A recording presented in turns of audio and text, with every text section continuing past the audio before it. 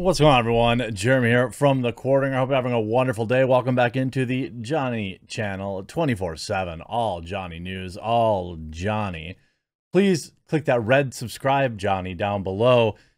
It would be greatly appreciated. It's very, very difficult to have my video show up in search anywhere, so I greatly, greatly appreciate all of you who are subscribing. Now, a professor at Stanford University happened to issue a tweet. Now, their name is Michelle Dunbar. Okay, I was like, I think that doesn't really look like a woman. Michelle Dunbar writing, quote, Captain Jack and the Pirates of the Caribbean whitewashed and erased slaves and slavery from the 18th century Caribbean. Now, I want to point out that this is a movie, that Pirates of the Caribbean is a fake, fictional piece of work where a squid-faced man and a actor sword fight.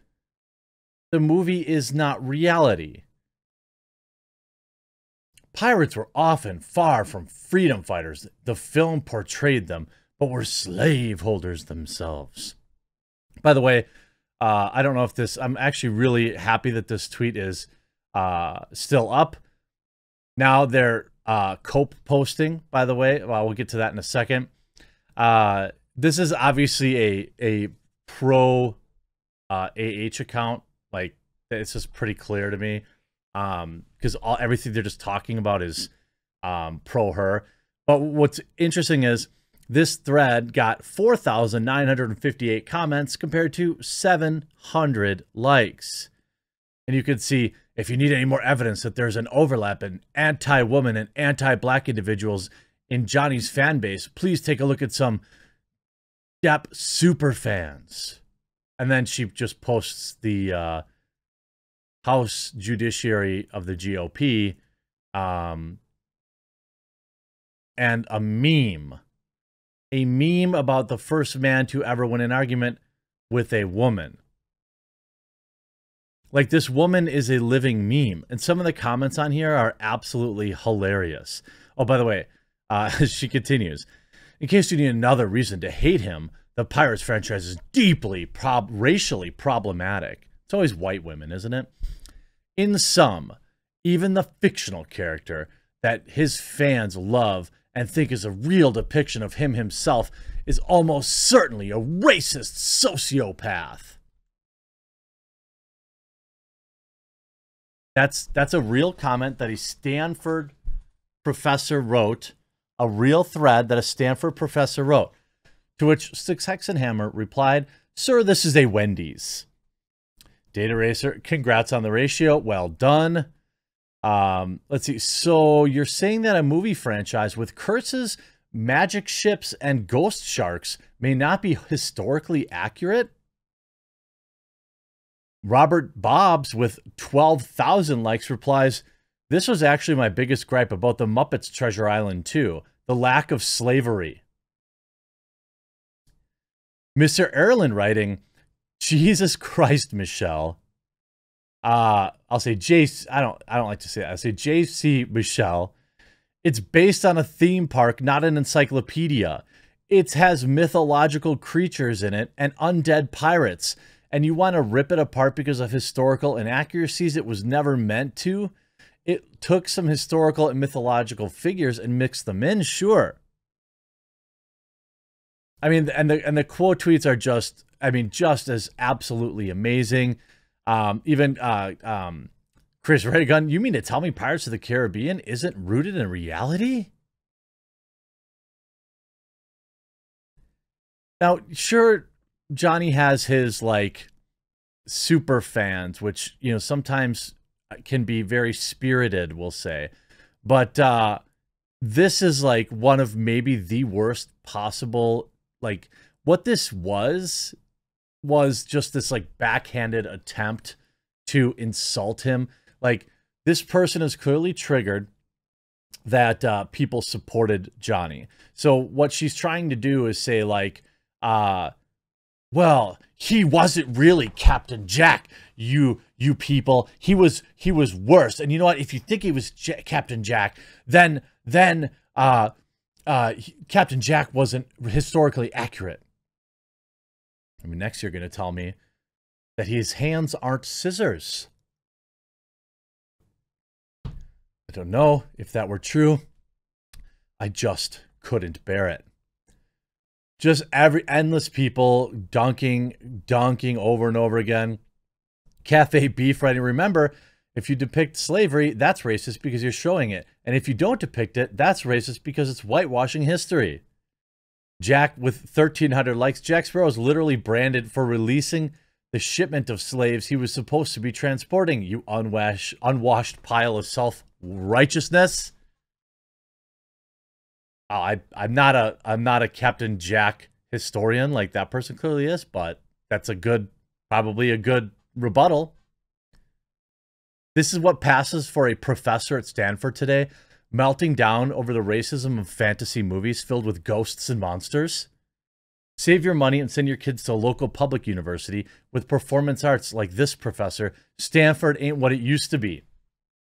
Well, you know, I would argue that most universities ain't what they used to be, simply because, you know, they've been infested with this ideological like obsession, and like, you know, because it's an effing Disney movie.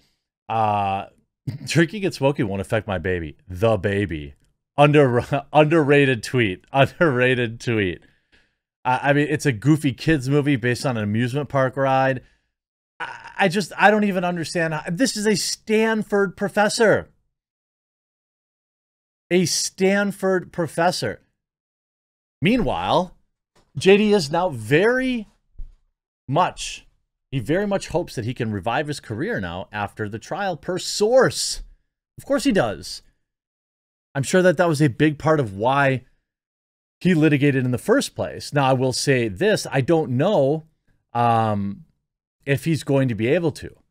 I think that Hollywood is deeply damaged, and I think that they will not, sadly, in my opinion, they will not admit their mistakes.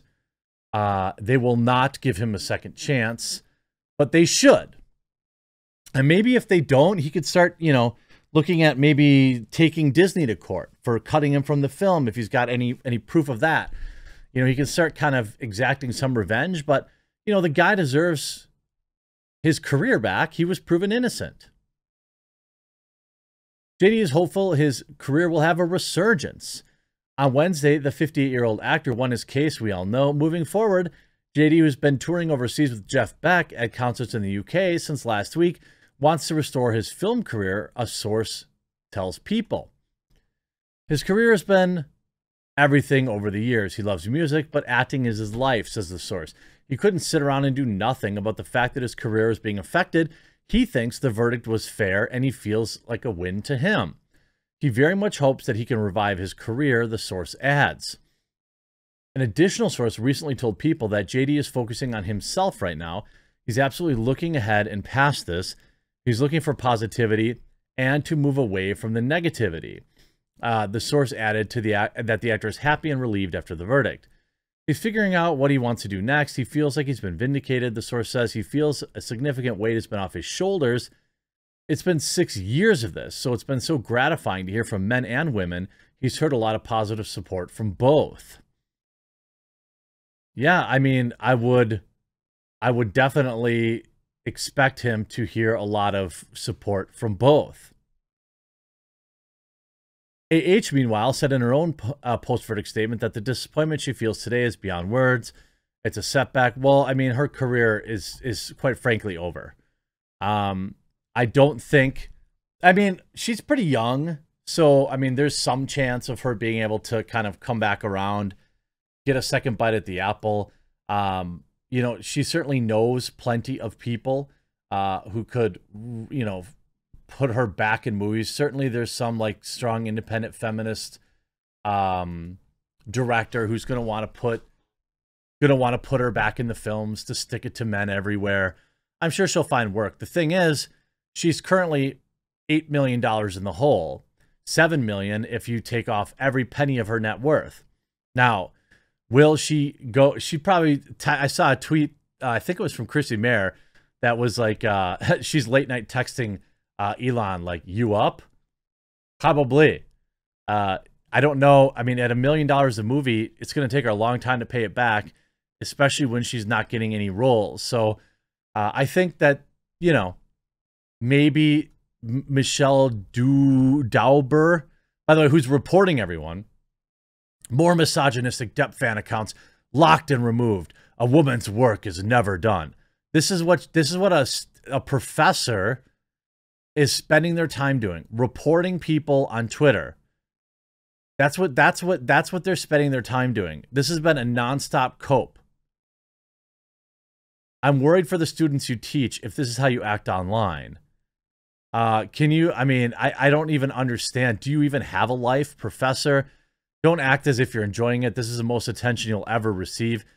This is probably somebody who should be under some sort of investigation from her employers. But, you know, that's just the university world these days. I hope you enjoyed this video. We'll talk to you again real soon. Hey, by the way, if you did, make sure you click that red subscribe button down below.